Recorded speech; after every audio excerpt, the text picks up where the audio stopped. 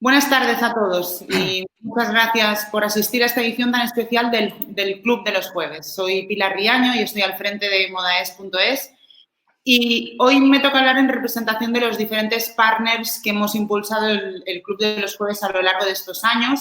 Precisamente este mes el Club de los Jueves ha cumplido 4 años.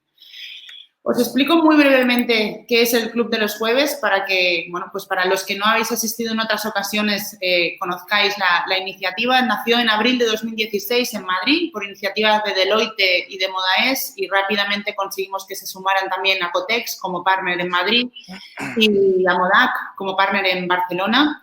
Y la idea no era otra que crear un espacio after work dirigido a los profesionales del negocio de la moda en España. Este proyecto poco a poco ha ido sumando más partners y hoy en día, hasta ahora, contábamos con el apoyo de Analytical Ways y de Checkpoint, a quien obviamente quiero dar las gracias por el apoyo en todo este tiempo.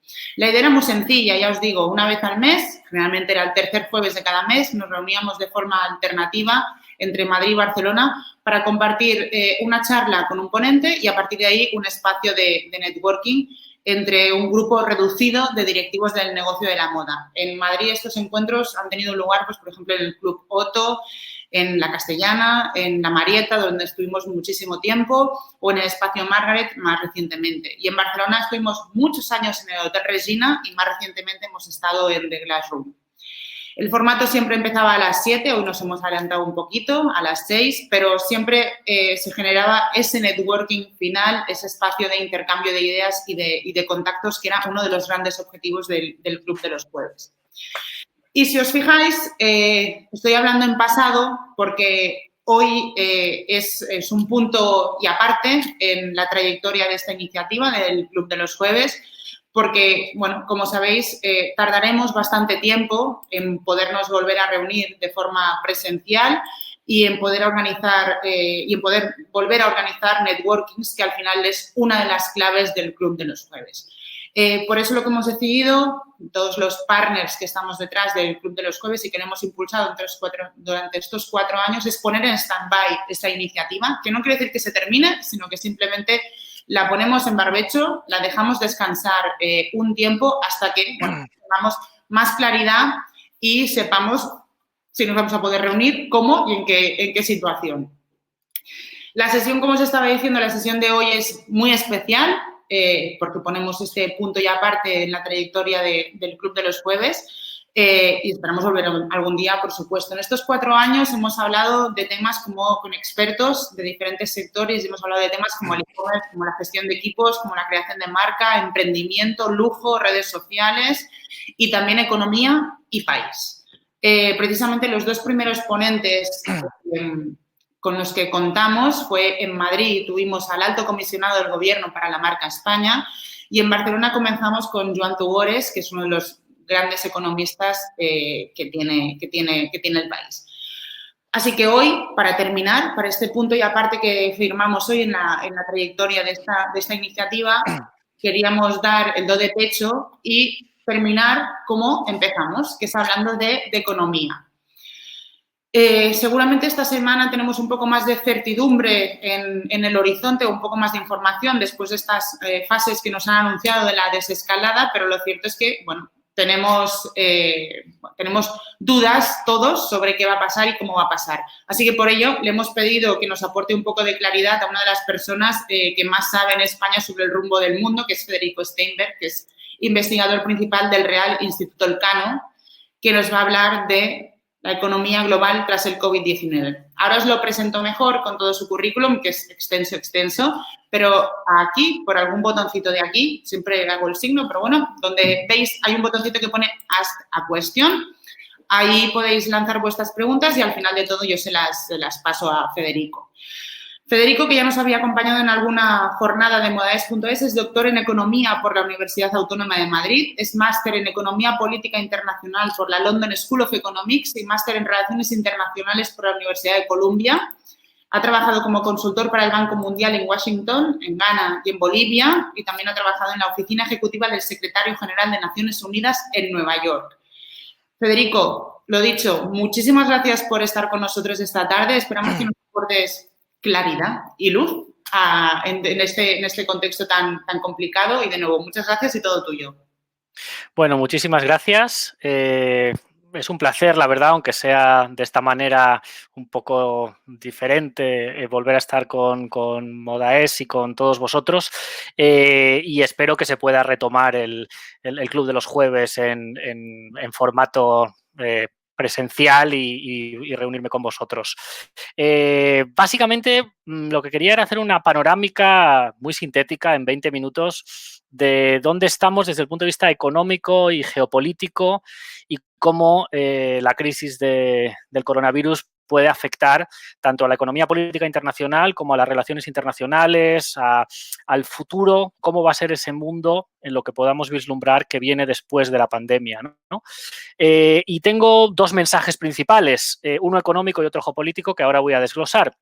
En la parte económica, básicamente, estamos ante una recesión global y sincronizada muy profunda y todavía estamos en la niebla, es decir, vais a ver muchas estimaciones de crecimiento, caída del 10% del PIB, del 8%, del 12%, aumentos de los niveles de deuda del 10%, del 20%, déficit públicos del 8%, del 12%. No sabemos, el problema es que no tenemos muy claro, ni sabemos si va a haber un segundo rebrote un poquito más adelante, ni sabemos tampoco si la crisis económica del sector real, que es lo que tenemos ahora, se va a traducir en una crisis que toque al sector financiero y que tenga, por lo tanto, más problemas un poquito más adelante. Y tampoco sabemos en qué medida las políticas económicas que se están poniendo en marcha, que son espectaculares y que voy a explicar ahora, van a ser suficientemente efectivas para, digamos, aplanar la curva de la recesión. Ya que estamos hablando de aplanar la curva de contagios, también hay que aplanar la curva de la recesión para que no sea tan profunda. En el lado geopolítico, la idea central es que, aunque mucha gente está diciendo que nada será igual después de la crisis, bueno, es verdad que nada va a ser igual hasta que no tengamos una vacuna no solo producida, sino repartida por todo el mundo que nos permita volver a sentirnos seguros, porque si uno no se siente seguro, no sale, no consume, no invierte, sino que posiblemente la crisis del coronavirus va a reforzar tendencias preexistentes más que significar puntos de inflexión muy profundos.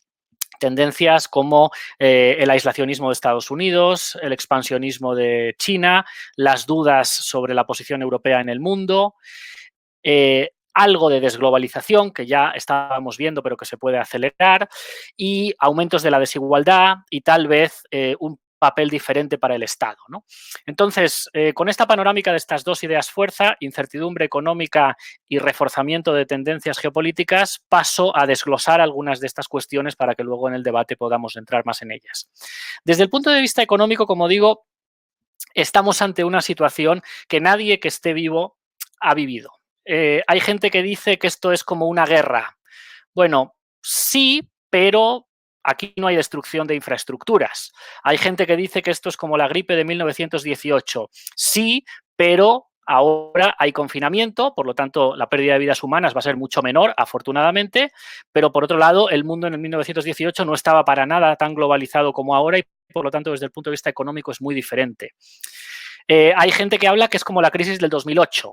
Tampoco, la crisis del 2008 empezó en el sector financiero y contagió al sector real. Ahora tenemos una crisis económica autoinducida por motivos sanitarios que esperemos que, aparte de golpear al sector real, no se traslade al sector financiero. Por lo tanto, estamos en territorio inexplorado. Lo que sí podemos decir con toda certeza es que esta va a ser la mayor recesión desde la Segunda Guerra Mundial. Es una recesión global. La crisis del 2008-2010 fue una crisis del Atlántico Norte, de Europa, Estados Unidos, no de los emergentes, que aguantaron muy bien. Aquí va a haber una caída del PIB global y que en el caso español esto va a ser más profundo que incluso crisis que hayamos conocido, y deberíamos remontarnos a la guerra civil para una situación tan dramática, ¿no? Además, la crisis, aunque es simétrica y golpea a todo el mundo, pues tiene un efecto asimétrico en los distintos países en función de sus estructuras productivas, y en este caso España pues va a estar más tocada que otros. Ya estamos viendo que estamos más tocados en la parte estrictamente sanitaria, pero en la parte económica pues esto le pega a España con un sector turístico muy importante y sabemos que el turismo no va a volver a ser lo mismo claramente hasta que haya una vacuna, incluso va a haber problemas de movilidad en los próximos meses, aunque desescalemos. Además, España aparece o tiene un margen fiscal estrecho, ahora hablaré un poco más de eso, por lo tanto los programas de apoyo económico pues tienen menos alegría que en países como Alemania o como Estados Unidos y además, bueno, golpea ya sobre una economía que tenía unos niveles de desigualdad importantes, con un sector, digamos, de jóvenes muy golpeados por la crisis anterior a las que ahora les pega otro golpe y por lo tanto, en una situación en la cual lo vamos a pasar peor nosotros y también los italianos que países del norte de Europa, aunque el shock sea simétrico, ¿no? Y en este contexto, pues tenemos que entender que lo que tenemos es simultáneamente una crisis de oferta, una crisis de demanda y una crisis que podemos llamar efecto riqueza también por la caída de la bolsa. Es decir, por primera vez estamos provocando una crisis, pero esto es necesario porque si no se nos desbocaría el número de muertes y el sistema sanitario no podría soportarlo, pero digamos que hemos parado la economía, la oferta se ha hundido porque los establecimientos no pueden abrir y la demanda se ha hundido, pues por una parte porque la gente no sale a consumir porque las tiendas están cerradas, pero también porque la gente tiene miedo al futuro y prefiere ahorrar y por supuesto no invierte. En esta situación, la respuesta de política económica lo que ha intentado es pues que los cortocircuitos que se producen en todo el sistema económico no sean tan profundos como para dejar daños irreparables en el tejido productivo a medio plazo, ¿no? Paul Krugman ha hablado de que esto es como poner al paciente en un coma inducido durante unos meses para sacarlo de ese coma dentro de cuando sea y poder, digamos, mantener la economía tal y como estaba. Y eso básicamente se hace con un papel del Estado como nunca antes se ha visto y el Estado actuando como garante, como prestamista de última instancia en la parte del Banco Central para los estados y como comprador de última instancia o como garante de los salarios, por ejemplo, a través de los ERTES de algunos ciudadanos, en fin, intentando mantener a flote que las empresas que tienen problemas de liquidez no pasen a tener problemas de solvencia, eso se resuelve con avales bancarios y por otro lado, pues que no haya una pérdida, es decir, que los ERTES no se transformen en ERES a la vuelta de la esquina, porque claramente si esto dura mucho esa podría ser la situación y como he dicho además, en el caso español, las características del mercado laboral, la alta temporalidad van a hacer que la destrucción de empleo vaya a ser muy rápido, bueno, de hecho ya ha sido muy rápido como estamos viendo, esos 900.000 menos afiliados a la Seguridad Social, que son gente que estaba en contrato temporal y a la que directamente no le han renovado. Esa no es gente que esté en un ERTE, hay 4 millones de personas en ERTES que esperemos que se puedan reenganchar. Por lo tanto, bueno, el Estado sale con toda la maquinaria y los países ricos que tienen bancos centrales con credibilidad y que además la inflación no es un problema ahora mismo porque el shock de demanda posiblemente es más intenso que el shock de oferta y si acaso habrá presiones deflacionistas, pues nos llevan a una situación en la cual se puede imprimir dinero a mansalva para estar seguros de que pues la deuda pública, si no la compran los mercados, la puede comprar el Banco Central en el mercado primario o secundario en el caso europeo. Eso lo puede hacer Estados Unidos, lo puede hacer la eurozona, lo puede hacer el Reino Unido. No lo pueden hacer, desgraciadamente, los países en vías de desarrollo que tienen bancos centrales con poca credibilidad y monedas débiles que si se ponen a imprimir tendrían depreciaciones rápidas de sus tipos de cambio y riesgos de hiperinflación.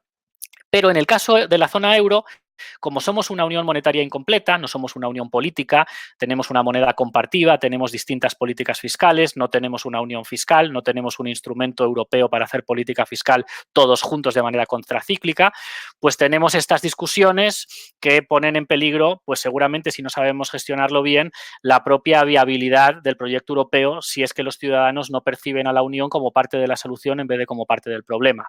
Afortunadamente, pues el Banco Central Europeo, después de algunos titubeos, está actuando como un auténtico banco central, como debe ser, y bueno, estamos negociando distintos paquetes de ayudas que podemos comentar en el debate, pero que, bueno, no han sido los coronabonos o los eurobonos que algunos de los países del sur planteaban que eran necesarios en este momento. Y el riesgo es que el impulso fiscal, como digo, pues sea mayor en los países que tienen más margen fiscal. que son pues Alemania, Holanda, etcétera. En cualquier caso, lo que sabemos es que los niveles de deuda pública se van a ir por las nubes, porque aunque la imagen, el paralelismo con las guerras no sea el más adecuado, sí que sabemos que en las guerras pues sube mucho la deuda pública. Las guerras no se financian con impuestos, se financian con endeudamiento. Por ejemplo, el Reino Unido salió de la Segunda Guerra Mundial con una ratio de deuda sobre el PIB del 240%. Por lo tanto, es de esperar que el nivel de deuda, que en España está en el 98%, a lo largo de este año, pues suba, no sabemos cuánto, 15 puntos, 20 puntos, también como hablamos de deuda sobre PIB, lo importante también es que el denominador, el PIB, no caiga mucho. ¿Esta deuda es sostenible? Se pregunta mucha gente. Pues lo importante no es tanto la cantidad de deuda, sino el coste de ir refinanciándola, es decir, los intereses, ¿no?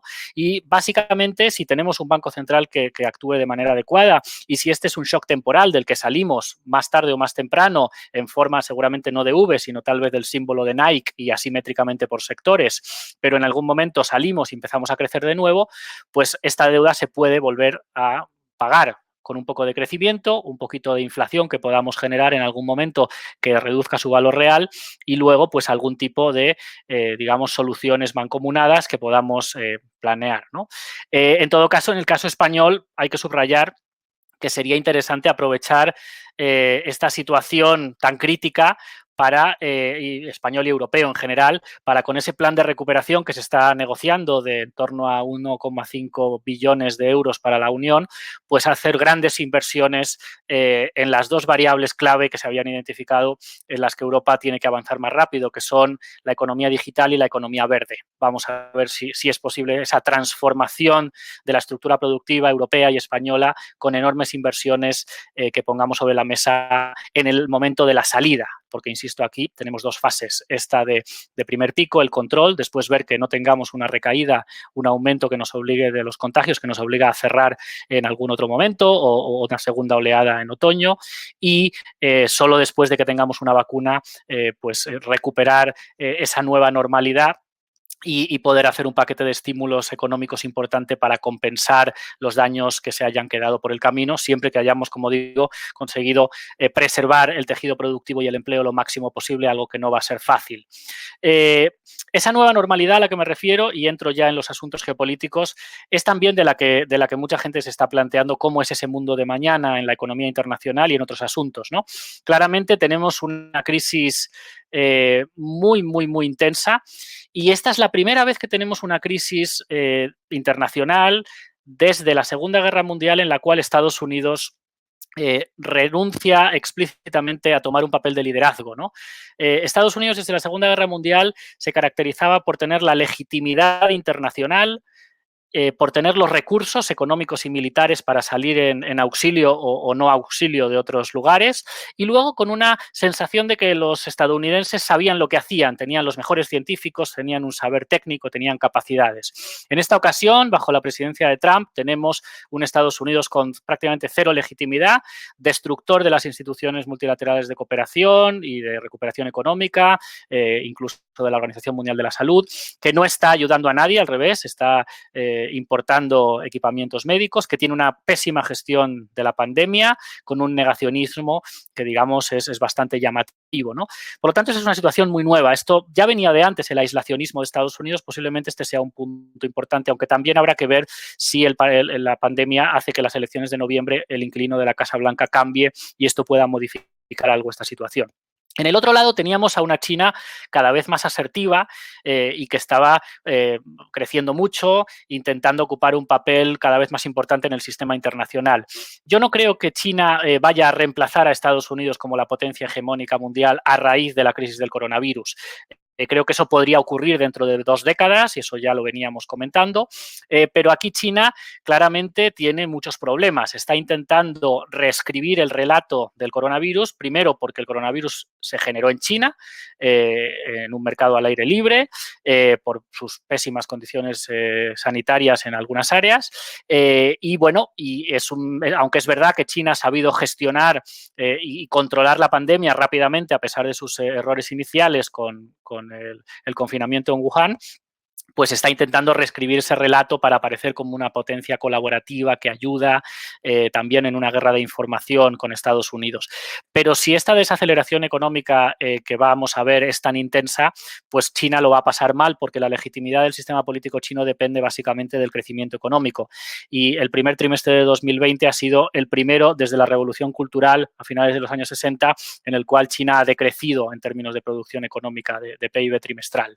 Por lo tanto, va a tener muchos problemas internos que no le van a permitir, digamos, salir al mundo a tener una potencia, una posición más importante. Por otro lado, tenemos a Europa. Europa estaba buscando un poco su lugar en este mundo de crecientes rivalidades geopolíticas. Y posiblemente pues, la crisis nos abre la oportunidad de avanzar en la integración, avanzar en darnos cuenta de que todos necesitamos completar la unión monetaria, pero al mismo tiempo preservar el mercado interior y al mismo tiempo tomar decisiones de manera coordinada. Por cierto, que el caos entre los países europeos no es muy distinto del caos que hay entre los estados de Estados Unidos a la hora de tener una coordinación de la estrategia de salida. O sea que, bueno, seamos realistas con esto y esperemos que la Unión pueda tomar la delantera y avanzar hacia un mayor nivel de integración y aprovechar para completar, digamos, la unión monetaria y otras políticas, porque lo que nos damos cuenta cuando nos toca una crisis, ya nos pasó en el 2008, 2010, 11 y nos vuelve a pasar ahora, es que, digamos, que tener una integración a medias es muy costoso, ¿no? Desde el punto de vista más general, pues podemos decir que posiblemente en la parte geopolítica hay que incluir el tema del petróleo. El precio del petróleo se ha hundido a mínimos históricos, incluso con precios negativos. Son precios negativos sobre futuros de petróleo, no sobre petróleo presente. Es decir, hay tanto petróleo ahora mismo en el mercado porque la demanda ha caído cerca de un tercio, porque nadie le pone gasolina al coche, que básicamente nadie quiere almacenar, digamos, petróleo. No hay dónde almacenarlo. Tenemos incluso barcos llenos de petróleo quietos en el mar. Y bueno, ese precio negativo de futuros es lo que demuestra, ¿no? Lo que está mostrando. Aquí tenemos que tener cuidado porque la caída del precio del petróleo, aunque le viene bien a países importadores como España para aliviar un poco el coste de la crisis, también puede desencadenar, por una parte, problemas políticos importantes de grandes exportadores, no solo Arabia Saudí, que tiene un sistema político más estable porque es autoritario, como países en América Latina, en África, y luego pues hay un montón de empresas que están muy endeudadas, sobre todo en Estados Unidos, en el sector del fracking, en dólares, que si no pueden sacar el petróleo porque solo son rentables con barril de petróleo a $50, pueden quebrar y eso puede tener un impacto en el sistema financiero más amplio, ¿no? Que venga a sumarse, como decía, a esa posible crisis del sistema financiero o a esa posible crisis de deuda pública si se percibe que hay una insostenibilidad de la deuda más adelante y esto sería algo a evitar, ¿no? Desde el punto de vista más amplio de la globalización, pues este es el final de la globalización, como dice alguna gente. Bueno, yo creo que sí y no. En algunos sectores ya estábamos viendo un cuestionamiento de algunos elementos del extremo libre comercio o de la globalización financiera, una crítica digamos, de la hiperglobalización y, por lo tanto, yo creo que esta tendencia, digamos, de recuperar un poco el papel del Estado, ser más cautos, considerar que hay sectores estratégicos que es mejor producir domésticamente, que las cadenas globales de suministro pueden hacer demasiado dependientes a algunos países de proveedores externos en componentes como los productos, por ejemplo, los componentes farmacéuticos o algunos componentes de automóvil, por no hablar de la agricultura, en los cuales, bueno, puede haber un repliegue. Además, la utilización de las nuevas tecnologías, las impresiones en 3D, permiten la relocalización de parte de la producción a costes bajos y algo, por lo tanto, de repliegue de las cadenas de suministro veremos, pero eso ya lo estábamos viendo cuando hablábamos de las guerras comerciales y del principio del auge del nuevo proteccionismo, ¿no? Por lo tanto, en esa parte es una continuación de la tendencia, a lo mejor algo más intensa, pero por otro lado, en todo lo que tiene que ver con el comercio de servicios y con el comercio de datos, pues vamos a ver seguramente una aceleración del mismo con esta situación, ¿no? Sabemos que va a haber grandes ganadores aquí, que son las grandes tecnológicas, los que han podido seguir vendiendo, las empresas que proveen estas teleconferencias que estamos haciendo, que han subido muchísimo en bolsa, y esas infraestructuras digitales y tecnológicas, y habrá un debate sobre, bueno, cómo cobrar impuestos a estas empresas también, ¿no? Que ya lo teníamos de antes, pero que se va a volver más acuciante, sobre todo en Europa, ¿no? Los impuestos a Google, a Amazon, a Netflix, etcétera. En términos más amplios, también vemos que había un fenómeno social complicado, que era una enorme desigualdad, ¿no? Dentro de los países y también entre algunos países ricos y emergentes, ¿no? Esta crisis posiblemente va a incrementar la desigualdad, porque aquí lo que aparece es un gap muy significativo entre aquellos que pueden seguir teletrabajando, que pueden seguir yendo al colegio a través de Internet y quienes no pueden, ¿no? Y por lo tanto esas brechas digitales se van a traducir en brechas de mayor desigualdad y de mayores problemas económicos. Esto podría ser complejo porque lo que podemos ver es que la crisis sanitaria nos está llevando ya a una crisis económica, pero esa crisis económica puede mutar en una crisis política y social. De hecho, eso es lo que pasó con la crisis de 2008-2009, que 4 o 5 años más adelante vimos que pues puso patas arriba los sistemas políticos de muchos países occidentales. Vamos a ver cómo se juega eso. Lo que sí podemos decir posiblemente es que vamos a un mundo donde el Estado va a tener un papel más importante, el mercado va a tener un papel relativamente menos importante, vamos a ver un mundo con mayores impuestos y mayor regulación, seguramente la ciudadanía le va a reclamar a los estados pues más seguridad en el sentido sanitario de la palabra, pero también en el sentido económico de la palabra, y hay que volver a ver si podemos construir un nuevo contrato social después de que salgamos de esta crisis económica tan intensa, porque de algún modo sabemos que las posibilidades de contratos sociales profundos, pensemos en cómo se establece el contrato social que da lugar al estado del bienestar después de la Segunda Guerra Mundial, se producen después de momentos de enorme shock, ¿no? Es decir, son momentos transformacionales, son momentos además en los que todo el mundo está más dispuesto a arrimar el hombro, son momentos en que históricamente vemos que el pago de impuestos por parte de las clases medias y altas, la predisposición al pago de impuestos es mayor después de las guerras, por ejemplo.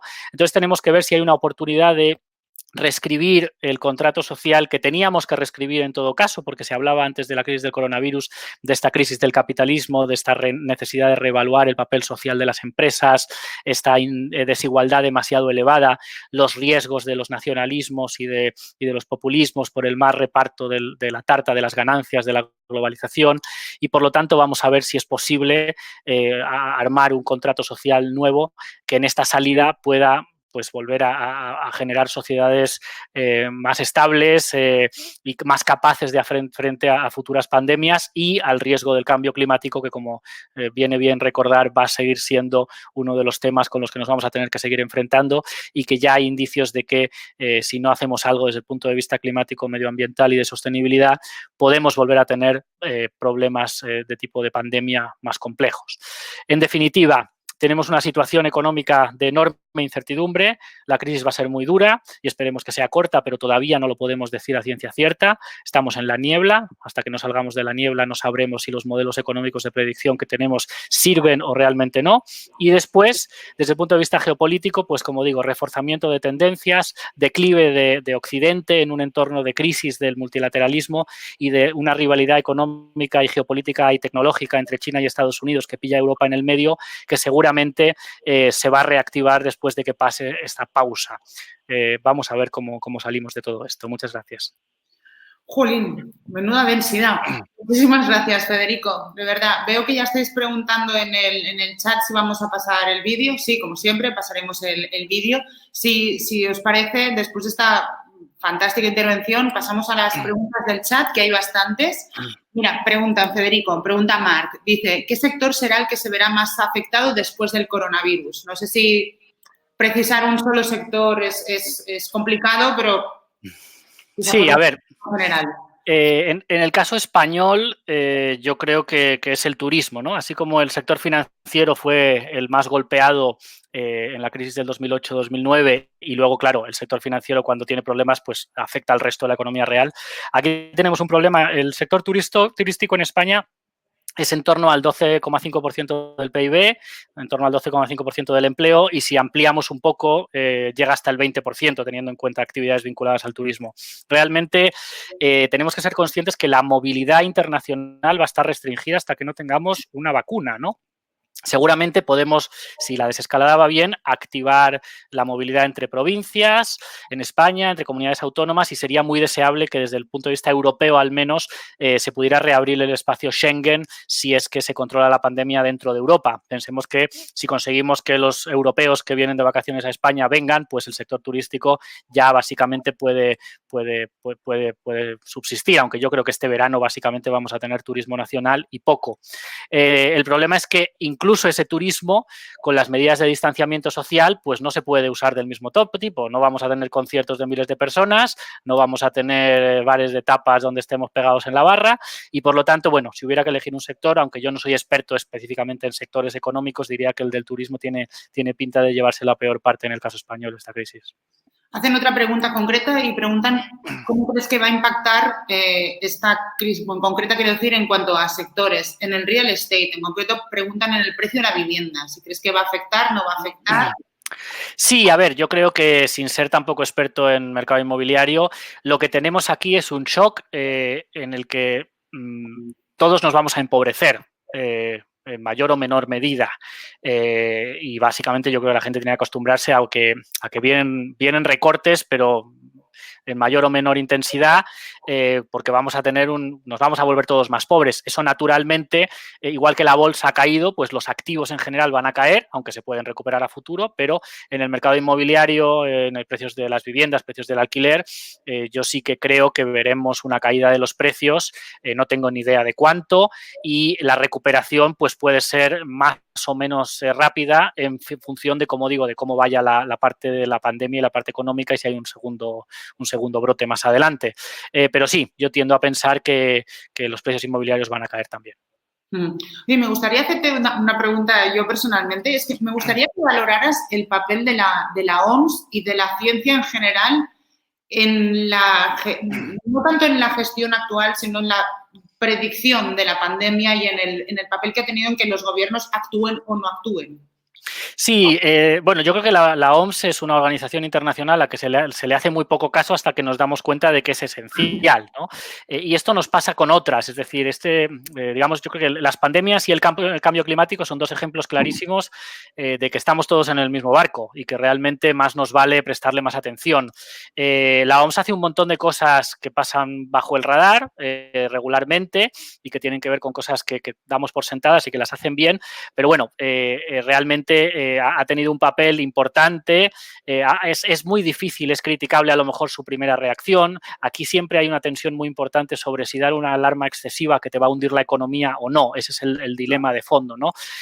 También tenemos que tener en cuenta que dejar de financiar a la OMS, como ha hecho Estados Unidos, es una pésima idea, ¿no? Hemos visto que una pandemia como posibilidad estaba entre los riesgos que podían ocurrir desde hace tiempo y, de hecho, en Asia tuvieron el SARS hace unos años y, de hecho, la mejor gestión que han hecho Corea del Sur, Singapur, que parece ser Hong Kong, los que mejor lo han hecho, tiene que ver con esa experiencia anterior, ¿no? Y luego, aunque la sanidad, por ejemplo, española es excelente y eso lo sabemos, pues una cosa es la sanidad y otra cosa es la inversión que tengamos en capacidad de respuesta más sistémica ante pandemias, ¿no? Yo calculo que vamos a reforzar parte de eso y esperemos que la OMS no se convierta en un sitio de conflicto entre China y Estados Unidos, que es un poco el riesgo que tenemos en todos los temas internacionales porque realmente la necesitamos. Y todos hemos descubierto que ahora hay unos tipos que son epidemiólogos que saben mucho y que sinceramente hay que escucharles cuando se trata de hablar de contagio y además los que saben mucho lo que te dicen es que realmente no sabemos demasiado. Así que tenemos que ir, y esto es algo también interesante, experimentando con las formas de abrir y de intentar controlar los contagios, muchos test, mucho seguimiento, pero realmente aquí estamos también con mucha incertidumbre. Mira, preguntan, tienen perdido aquí, pregunta Vanessa, ¿hay un riesgo de aumento de aranceles? Y si fuera así, ¿en qué papel o en qué lugar quedaría un sector tan globalizado como es el de la moda? Sí, a ver, el riesgo de aranceles a corto plazo no es el más grave para el comercio. El más grave es que las mercancías no se mueven y que tenemos un parón absoluto, ¿no? Pero sí que es verdad que podemos salir de esto con mayor proteccionismo, Pensemos que estábamos en esa guerra comercial entre China, Estados Unidos, a Europa le empezaba a tocar, con una crisis de la Organización Mundial del Comercio que se mantiene, que digamos que Estados Unidos le ha retirado su apoyo y la está boicoteando, y por lo tanto, mi sensación es que antes de la crisis, bueno, había una tensión entre China y Estados Unidos, pero eso no se iba a traducir en un aumento significativo de aranceles en general, ¿no? Ahora creo que tampoco va a ser así, pero es posible que haya cierta reconfiguración del sector en la medida en la que a lo mejor hay algunos de los actores, y insisto, yo no soy experto en el sector, que no aguantan la crisis, otros que la aguantan mejor, otros que descubren distintas maneras de hacer negocio que refuerzan y luego tal vez algo de, digamos, acercamiento de la producción para no tener todos los huevos en el mismo cesto y no ser dependiente de inputs especialmente de un solo país, que puede hacer como se reconfiguran de alguna manera las cadenas. Pero vamos, nos vamos a tener que seguir vistiendo, vamos a seguir siendo muchos y va a haber de nuevo comercio internacional cuando se abran las fronteras. El problema es que a lo mejor tardamos pues bastante. Mira, pregunta Santiago y saca otro de los temas recurrentes en el sector, el papel de la industria. Dice, ¿España debería repensar o recuperar su tejido industrial para ser más resistente y autónomo en el futuro próximo? ¿Qué propones? Sí, a ver, el tema del renacimiento industrial, que es un debate que está sobre la mesa, yo creo que hay que verlo en perspectiva europea. Es decir, Europa necesita industria y Europa necesita autonomía estratégica. Y esto lo vemos en la industria, pero también lo vemos en que somos dependientes de las grandes tecnológicas de Estados Unidos o de China. Nuestros datos están guardados en nubes que no son de empresas europeas, sino americanas. Entonces, si realmente vamos en serio con esto de ser un actor relevante en este mundo geopolíticamente más convulso con grandes potencias, China, Estados Unidos, Rusia, India, Brasil, pues España sola no puede por tamaño, Alemania sola no puede por tamaño, solo podemos si vamos como unión. Y bueno, ahí es donde yo creo que se debe utilizar el fondo este de recuperación que la Unión Europea va a poner sobre la mesa para hacer, digamos, inversiones estratégicas en esta serie de sectores, en sector industrial, en sectores donde queremos tener más autonomía y menos dependencia del exterior, en sectores donde creemos que podemos tener un liderazgo y debemos tener un liderazgo a futuro, puede tener que ver con el tema del cambio climático, pero también con otros modelos de negocio vinculados a la sostenibilidad. El tema digital, insisto, es un tema en el que tenemos que acelerar claramente. Y claro, aquí la clave del asunto es cómo lo financiamos. Yo veo un pequeño problema y es que vamos a tener que tener nacionalizaciones importantes de empresas importantes en estos próximos meses. Ya lo estamos viendo con las aerolíneas que quiebran porque no pueden volar, pero que los estados las van a rescatar y eso va a empezar a pasar con más sectores, ¿no? Entonces, lo que me preocupa es que, como Alemania tiene una chequera muy grande porque es un país más rico y con menos deuda pública sobre PIB, podrá rescatar a sus empresas con mayor margen que España, que tiene menos margen, o que Italia, lo cual puede llevar a la triste situación en la que empresas malas sean rescatadas en Alemania y subsistan y empresas buenas quiebren en España porque no tengan apoyos. Deberíamos, por lo tanto, instrumentar que ese fondo europeo, que además no debería hacer préstamos a los estados, debería hacer inversiones, pueda a lo mejor entrar en el capital de las empresas transitoriamente o de una manera que podamos crear, digamos, conglomerados como Airbus, que es el ejemplo en el que los europeos nos ponemos en marcha juntos y conseguimos un campeón global que compite con Boeing. Pero esto, bueno, vamos a ver si lo podemos ir desgranando en los próximos meses en Europa. Oye, una penúltima pregunta.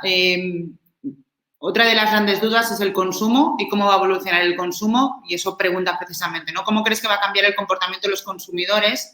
Y en concreto preguntan si bajará el consumismo, si vamos a ver un cambio de manera de consumir en ese sentido. Bueno, aquí esto es un poco coger la bola de cristal, ¿no? No lo sabemos. Es verdad que nos hemos dado cuenta de que había muchas cosas que comprábamos que no hacían tanta falta. También creo que cuando salgamos volveremos a comprar muchas cosas que no hagan demasiada falta. También es verdad que me parece que la gente se va a volver algo más cautelosa y sobre todo en el sur de Europa puede que aumente el ahorro y disminuya el consumo de una manera más estructural porque la gente está diciendo, oye, me han venido dos crisis muy gordas, es que es verdad que han sido tremendas en muy poco tiempo, ¿no?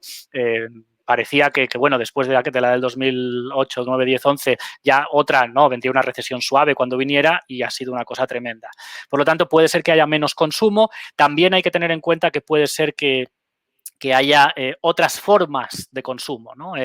Pues, por ejemplo, yo sí que creo que vamos a darle un empujón al teletrabajo, que vamos a coger menos el coche, el transporte público. Hay iniciativas de ciclistas en las capitales europeas que yo creo que son muy importantes y que habría que poner. En Barcelona ya las hay, en Madrid espero que las haya rápido, no he visto todavía. Y después, bueno, posiblemente el consumo online, que ya estaba creciendo mucho, pues va a subir más, ¿no? Así que más que una caída, yo veo un reajuste y una nueva manera de consumir. Habrá que ir sector a sector. Y la última, Federico, dicen, ¿qué papel crees que debería tener la iniciativa privada para llegar a donde el Estado no llegue cuando se abra de nuevo la actividad? ¿Y cómo crees que las empresas deben comunicar sus acciones sin suponer una injerencia en los asuntos públicos? Sí, yo creo que es muy importante. Esta transformación, digamos, económica de la que estoy hablando, tiene que contar con el sector privado de una manera clarísima. Es decir, esto es un tema del Estado, pero además el Estado a distintos niveles, al nivel nacional, al nivel europeo, al nivel multilateral, al nivel de las comunidades autónomas, la sociedad civil también y las empresas, ¿no? Estamos hablando de que si tenemos que volver a tener algún tipo de pacto social, contrato social, las empresas aquí son claves. Sería muy positivo que se pudieran articular de una manera, digamos, como hay algunos teóricos que hablan, pues Mazzucato sería mi favorita, sobre el papel del Estado no como ocupando un espacio de negocio y de gestión que puede hacer el sector privado, sino como alguien que resuelve problemas de coordinación, que arma las estructuras básicas, que pone fondos para aquellos que tienen iniciativas. Y por lo tanto, sí, creo que las empresas van a tener que readaptarse y que es necesario contar claramente con el sector privado para esta transformación.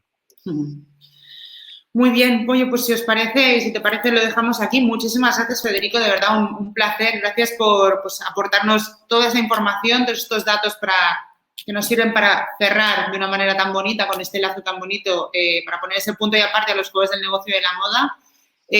Gracias a todos por acompañarnos de mano de parte de Deloitte, de Apotex, de Modac, de Analytical Ways, de Checkpoint y, por supuesto, muchísimas gracias de modaes.es y esperamos vernos lo antes posible. Como sabéis todos, estamos utilizando ese hashtag de ya queda un día menos, ¿no? Que es eso, empezar a contar la cuenta atrás, porque eso sí, ya queda un día menos. Muchísimas gracias, Federico, y muchas gracias a todos. Hasta luego. Hasta la próxima.